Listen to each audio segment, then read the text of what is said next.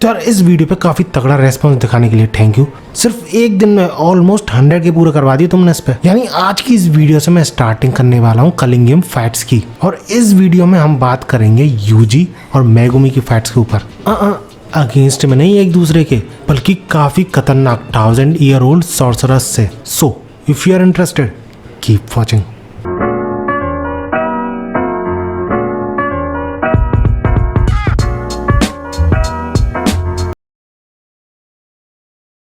तो यार इस वीडियो में हकारी को अपने साथ करने के बाद और उसे कलिंग गेम में पार्टिसिपेट करने के लिए मनाने के बाद, जब वो सब लोग किसी न किसी कॉलोनी में एंटर करने के लिए तैयार हो रहे होते हैं, तो मेगुमी और यूजी डिसाइड करते हैं सेम कॉलोनी में जाने के लिए, named as Tokyo number 1 colony, जिसमें एंटर करने से पहले ही हमें उसमें प्रेजेंट कुछ सॉर्सरर्स दिखाए जाते हैं, जिनको कि समहाउ अंदाजा लग जाता है कि उनकी कॉलोनी में कोई एंटर करने वाला है। तो इसलिए वो तैयार हो रहे होते हैं ऑब्वियसली जो एंटर करने वाला है उस पर अटैक करने के लिए। अब हम सबको पता है यूजी कैसा है, किसी को भी मारने से पहले कई बार सोचता है बंदा, किसी पे भी दया आ जाती है उसे। और इवन सीजन फर्स्ट के एंड में जो 2 कर्सेस मारे थे उसने, उनको रोता हुआ देख के भी बंदा काफी ज्यादा दुखी हो गया था। तो इसलिए मेगुमी पहले ही क्लियर करता है यूजी को कि हमारा सामना हजारों साल पुराने सॉर्सरर से होने वाला है। और अगर मैं सिर्फ 100-200 साल पहले की भी बात करूं, तो ह्यूमन लाइफ की जो वैल्यू थी वो काफी ज्यादा डिफरेंट थी आज के टाइम से। और ऊपर से हमारा सामना नॉर्मल ह्यूमन से नहीं, सॉर्सरर्स से होने वाला है, जो कि जीते ही हैं लड़ाई करने के लिए और किसी भी बैटल में लड़ते लड़ते मरने के लिए। और कई सारे सॉर्सरर्स के लिए तो ये मेन रीजन भी हो सकता है for taking part in culling game. तो इसलिए उनसे बिल्कुल भी एक्सपेक्ट मत करना कि तुम्हारी बातें सुन के वो फाइट करना रोक देंगे।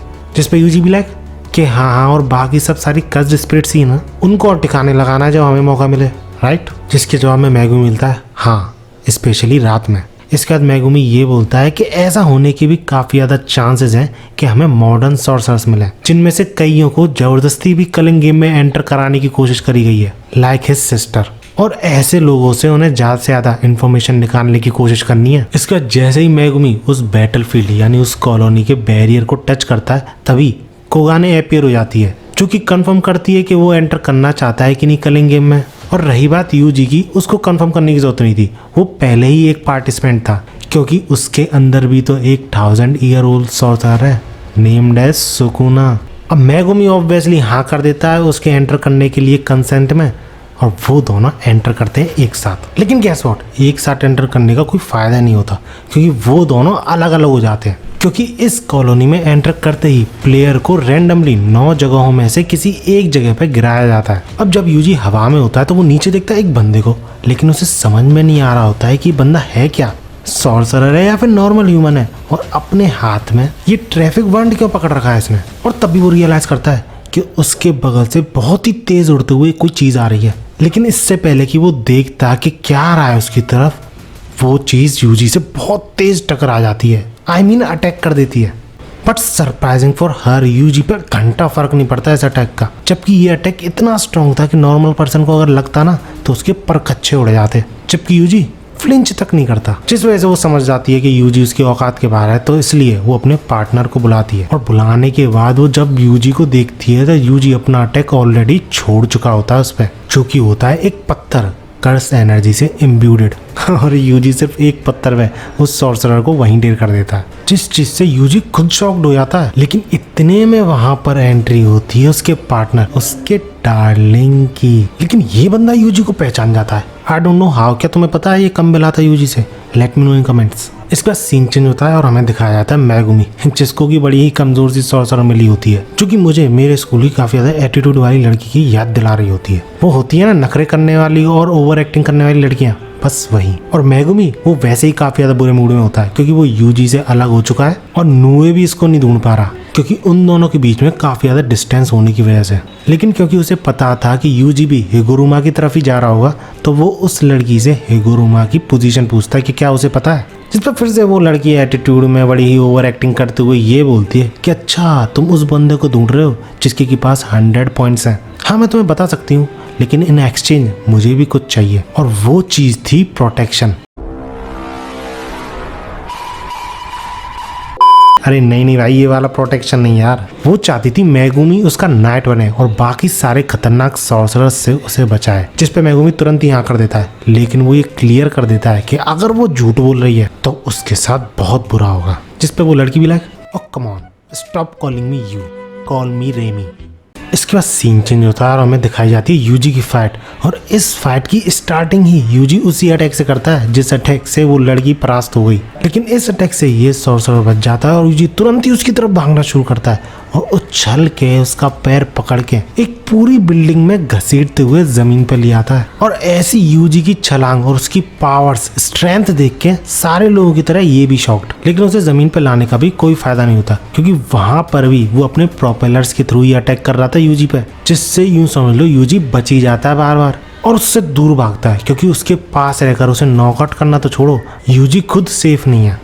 जिसके बाद यूजी डिसाइड करता है एक बिल्डिंग के अंदर जाने की, क्योंकि इंडोर में शायद उसके प्रोपेलर्स का उसे ज्यादा खतरा नहीं रहेगा। लेकिन यूजी के ऐसे प्लान को देख के वो सॉर्सरर लिटरली हंस जाता है और ये सोचता है, ऐसे क्या लगता है ये मुझे ऐसी स्ट्रेटेजी से रोक सकता है? क्योंकि ये बंदा अपने प्रोपेलर की लेंथ को, एंगल को, रोटेशन को, ड्यूरेबिलिटी को, ये सब कुछ एडजस्ट कर सकता था। और सही में ये बंदा ऐसा करने के बाद उस पूरी बिल्डिंग को, यानी उस जगह को जहाँ से यूजी घुसा था, उसको चीरते हुए यूजी की तरफ बढ़ रहा होता है विदाउट एनी स्ट्रगल। लेकिन यूजी उसके इस एक्शन से जरा भी सरप्राइज नहीं होता, मानो उसे ये पहले से पता था कि ऐसा ही कुछ वो करेगा।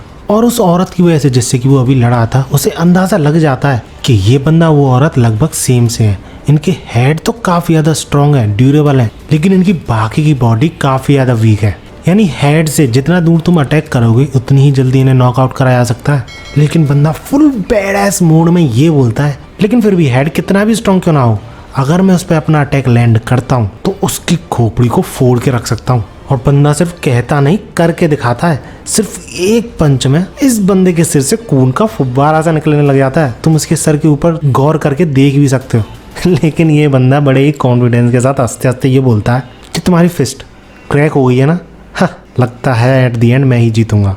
लेकिन यूजी एक लात मारते हुए उसे ये बोलता है, इट हैजंट शैटर्ड। इसके बाद वही बंदा आता है यूजी के पास जो कि उसे पहचान गया था। लेकिन हम सबको तो छोड़ो, यूजी को खुद नहीं पता होता है कि ये बंदा कौन है। जिसके बाद ये बंदा ही रिवील करता है कि वो यूजी को मिडिल स्कूल से ही इसलिए जानता है क्योंकि वो काफी ज्यादा फेमस था, the tiger of west junior high के नाम से। तब जाके यूजी को समझ में आता है कि अरे ये तो अपने ही होम टाउन का बंदा है। और ये बंदा आते ही दावा करता है कि वो हिगुरुमा को जानता है कि वो कहाँ पर है। इसके बाद सीन चेंज होता है और हमें दिखाया था मेगुमी, जो कि बातें करके कंफर्म कर चुका होता है कुछ चीजें, कि ये लड़की कोई एंशिएंट सॉर्सरर नहीं है। और वैसे ही फाइट करना तो नहीं चाहती, लेकिन करना पड़ रहा है इसे, क्योंकि ये अपने आप ही ऐड हो गई थी इस कलिंग गेम में। क्योंकि अगर तुमने ये वीडियो देखी है तो तुम्हें पता ही होगा कि किंजाकू ने नॉर्मल लोगों को चॉइसेस दी थी कि वो कलिंग गेम में रहना चाहते हैं कि नहीं। लेकिन जो उस एरिया में सॉर्सरर्स प्रेजेंट थे, उनसे कभी उनकी एडवाइस नहीं ली गई, उनकी चॉइस नहीं पूछी गई कि वो पार्टिसिपेट करना चाहते हैं कि नहीं। ऐसे ही लोगों में से ये लड़की थी और ऐसी ही बातें करते हुए वो मेगुमी को हिगुरुमा की लोकेशन पे ले जा रही होती है, जिस पे मेगुमी बोलता है, भैया अब तो बता दे कि क्या है लोकेशन। जिसकी रिप्लाई में वो लड़की भी बोलती है कि भैया क्या गारंटी है, अगर मैं तुम्हें बता देती हूँ तो तुम मुझे जिंदा छोड़ोगे। जिस पे मेगुमी भी लाइक, लेकिन भैया अगर तुम मुझे बताने से पहले ही मर गई तो मेरे लिए तो प्रॉब्लम है ना। तो उसके रिप्लाई में वो लड़की बोलती है, तो इसलिए तो मैंने बोला है तुम मुझे प्रोटेक्ट करो। ऐसी ही कुछ बातें ये लड़का यानी अमाई यूजी के साथ कर रहा होता है। और जब वो दोनों यूजी और मेगुमी को हिगुरुमा की लोकेशन के बारे में बताते हैं, तो उन दोनों की ही बताई गई लोकेशन अलग होती है। यानी समझे, यूजी और मेगुमी में से कोई एक ट्रैप में फंसाया जा रहा है, क्योंकि हिगुरुमा तो कुछ ऐसा दिखता था, लेकिन इन दोनों में से किसी एक को इस बंदे के पास ले जाया जा रहा था। इसके बाद सीन चेंज होता है और हमें यूजी और अमाई के पास्ट की कुछ ग्लिम्स दिखाई जाती हैं, उनकी मुलाकात कैसे हुई थी, जिसके दौरान हमें ये दिखाया जाता है कि अमाई ना तो बुली था पूरी तरह और ना ही सीधा साधा बंदा था, बस बुलीज के सपोर्टर की तरह उनकी हाँ में हाँ मिलाया करता था, जिससे कि वो उससे बुली ना करने लग जाएं। और एक बार जब उसके साथ के बुलीज एक बच्चे को तंग कर रहे थे, तो वहां पर एंट्री होती है यूजी की, जो कि उन सारे बुलीज के चक्के छुड़ा देता ऑब्वियसली। और अमाई से बड़े ही स्कैरी तरीके से पूछता है, अब तुम्हारा क्या करना है।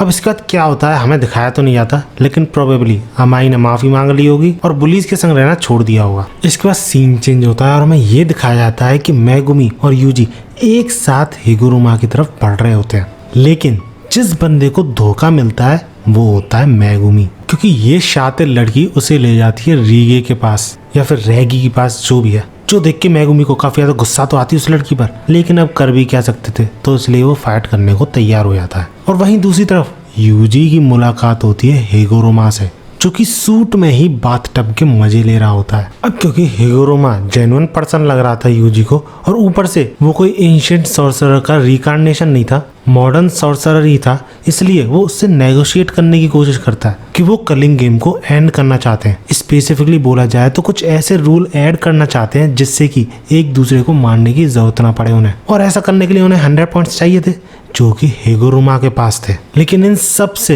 हिगोरोमा रिफ्यूज कर देता है, और क्योंकि वो जब से यूजी के साथ मजाक कर रहा था, तो यूजी उससे फिर से पूछता है कि क्या ये भी मजाक है। तो इस पे हिगोरोमा मना करते हुए ये बोलता है कि I can sense some possibilities from culling game, और वो पॉसिबिलिटीज थी कलिंग गेम के अनब्रेकेबल रूल्स को लेकर। यानी हिगोरोमा का कहने का मतलब ये है कि लॉज, रूल्स, ये सब काफी बार पावरलेस हो जाते हैं कई सिचुएशंस के चलते। और वहीं अगर कलिंग गेम की बात करें तो इसके रूल्स एब्सोल्यूट हैं, यानी अगर तुमने रूल तोड़ा तो तुम्हें सजा मिलेगी ही मिलेगी, कोई भी आर्ग्यूमेंट नहीं कर सकते तुम, इसमें कोर्ट कचहरी की जरूरत नहीं है। और यही चीज वो कलिंग गेम की काफी ज्यादा वंडरफुल मानता है, क्योंकि हिगोरोमा भी भैया लॉयर रह चुका था, उसे पता थी कि काफी बार क्रिमिनल लॉज का फायदा उठा के ही अपने क्रिमिनल एक्ट से बच जाता है, उसकी पनिशमेंट से बच जाता है। लेकिन कलिंग गेम में अगर तुम रूल्स के खिलाफ गए, अगेंस्ट में गए, तो तुम्हें वहीं की वहीं सजा दी जाएगी। हाँ, वो मानता है कुछ फ्लॉज हैं कलिंग गेम में, लेकिन फिर भी वो इन्हीं फ्लॉज की वजह से सिर्फ कलिंग गेम को एंड नहीं होने दे सकता, क्योंकि वो पर्सनली इंटरेस्टेड भी है कि आखिर कैसे कर्स्ड एनर्जी रिमूवल होता है किसी भी इंसान से, I mean cursed technique removal. तो इस पे यूजी साफ साफ क्लियर करते हुए ये बोल देता है कि अगर ऐसा है तो मुझे लगता है जबरदस्ती करनी पड़ेगी, जिस पे भैया हिगोरोमा भी फाइट के लिए तैयार हो जाता है। और उनकी फाइट शुरू होने से पहले ही हिगोरोमा डोमेन एक्सपेंशन का यूज करता है, जिस पे यूजी क्विक डिसीजन लेता है और ये तय करता है कि वो जल्दी से हिगोरोमा पे अटैक करेगा, इससे पहले कि वो अपनी टेक्निक एक्टिवेट करे और यूजी को उसके श्योरेट इफेक्ट से डिफीट कर दे। लेकिन सरप्राइजिंग फॉर यूजी, हिगोरोमा का डोमेन बाकी सारे डोमेन्स की तरह नहीं था, क्योंकि ये काफी ज्यादा ओल्ड फैशन डोमेन था, जिसका श्योरेट इफेक्ट तभी एक्टिवेट होता है जब डोमेन में प्रेजेंट दोनों, यानी जो उस डोमेन में प्रेजेंट यूजर है और अपोनेंट है, उन दोनों को ही कुछ रूल्स को फॉलो करना पड़ेगा। हाँ, वो बात अलग पड़ जाती है कि वो जो रूल्स हैं वो सारे यूजर के फेवर में होते हैं जिसने कि उस डोमेन को एक्टिवेट किया है, और यूजी को ये सारी बातें और कौन बता सकता है?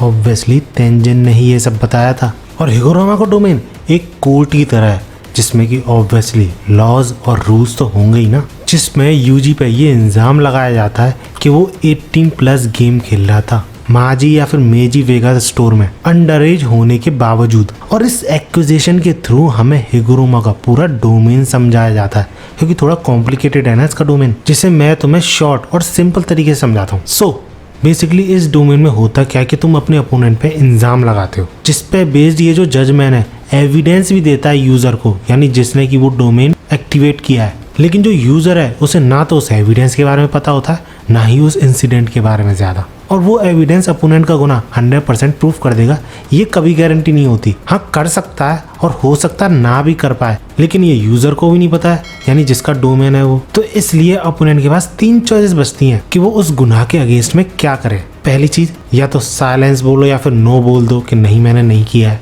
दूसरी चीज, तुम झूठ भी बोल सकते हो कि हाँ मैं उस इंसिडेंट के आसपास तो था, मैं ये कर रहा था, मैं वो कर रहा था, बनाते हैं ना माना। और तीसरी चीज, तुम अपना गुनाह कबूल कर सकते हो। अब ऑब्वियसली इन तीनों पे सजा अलग अलग होती है, लेकिन अगर गुनाह बहुत बड़ा है तो हो सकता है इन तीनों की ही सजा सेम हो। और अगर तुमने अपना गुनाह पहले ही कबूल कर लिया तो उस एविडेंस की कोई जरूरत ही नहीं है, और इसलिए ऐसे केस में उस डोमेन का श्योरेट इफेक्ट पड़ता है, यानी तुम्हें सजा मिलेगी ही मिलेगी। अब ये जो यूजी पे इल्जाम लगाता है, इसमें यूजी बोल देता है कि नहीं मैं वहाँ पे गया तो था, यानी उस शॉप में गया तो था, लेकिन सिर्फ वॉशरूम यूज करने के लिए, वहाँ पे खेला नहीं था, तो इसलिए वो इनोसेंट है।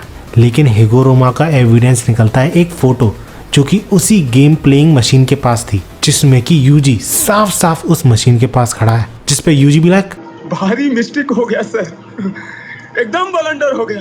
अब ऑब्वियसली यूजी का ऐसा रिएक्शन देख उसे गिल्टी अनाउंस किया जाता है, लेकिन इसके बाद वो दोनों ही डोमेन से बाहर आते हैं, जिसपे यूजी थोड़ा सरप्राइज होता है कि यार कुछ भी नहीं हुआ यार, मैं गिल्टी प्रूफ हो गया फिर भी कुछ नहीं हुआ। लेकिन तभी हेगोरोमा अपना अटैक करना शुरू करता है जजमेंट हैमर के थ्रू। अरे वही हैमर जिससे कि ऑर्डर बोलता है जज, जिसका कि साइज और अटैक की स्ट्रेंथ सब चीजें चेंज कर सकता था हेगोरोमा।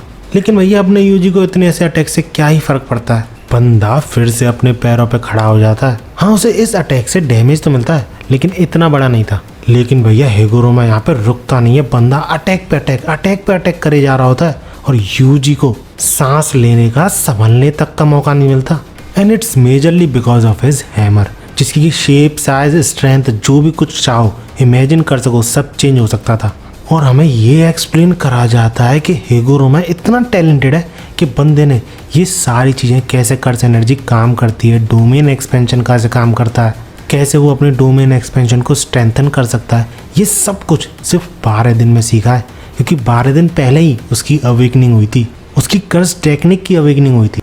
लेकिन पता है क्या, हेगोरोमा की फट रही होती है यूजी से, क्योंकि यूजी के गिल्टी प्रूफ होने की वजह से वो अपनी कर्स्ड एनर्जी यूज नहीं कर सकता है। क्योंकि जनरली जब कोई गिल्टी प्रूफ होता है तो उसकी कर्स्ड टेक्निक छीन ली जाती है थोड़ी देर के लिए। लेकिन क्योंकि यूजी के पास कोई कर्स्ड टेक्निक नहीं है तो उसकी कर्स एनर्जी भी छीन ली गई है। और यही चीज हेगोरोमा के लिए बहुत घबराने वाली बात है, क्योंकि बिना कोई कर्स एनर्जी के ये बंदा ऐसी फाइट दे रहा है मुझे, जबकि जो भी सॉर्सरर्स उसे आज तक मिले हैं उनकी बस कर्स टेक्निक छीनने पर ही बिल्कुल होपलेस से हो जाते हैं वो, और कुछ ही अटैक्स में ख़त्म हो जाते हैं। लेकिन यूजी, उसकी durability as a organism unbelievably high है, जिस वजह से हेगोरोमा को समझ में आता है कि अगर वो इस फाइट को ज़्यादा लंबा खींचेगा तो उसके लिए भारी पड़ सकती है फाइट, और इसी वजह से वो अपना ऑल देने की सोचता है इस फाइट में अब। और भाई साहब ये सिर्फ बोलता नहीं है, यूजी की लिटरली बहुत बुरी हालत कर देता है और ऑलमोस्ट उसे नॉकआउट कर ही देता है इतने बड़े हैमर के नीचे उसे कुचल कर। वहीं दूसरी तरफ हेगोरोमा सरप्राइज हो रहा होता है यूजी के ऐसे एक्शंस को देख के, उसकी एबिलिटीज को देख के कि ये बंदा अभी तक टिका कैसे हुआ है। और तभी यूजी के माइंड में कोई चीज क्लिक होती है और वो ये बोलता है कि हेगोरोमा I want to redo it one more time. और इतना कहते ही वो वापस से कोर्ट में आ जाते हैं, जिस पे हेगोरोमा भी लाइक यू नोटिस्ड। हाँ, तो इस पे यूजी जवाब में ये बोलता है कि भैया 12 बजे it's called a second trial right, क्योंकि अकॉर्डिंग टू हिम कोई भी defendant up to 2 trials request कर सकता है जजमेंट से, और जजमेंट उसकी बात को, उसकी रिक्वेस्ट को डिनाई नहीं कर सकता।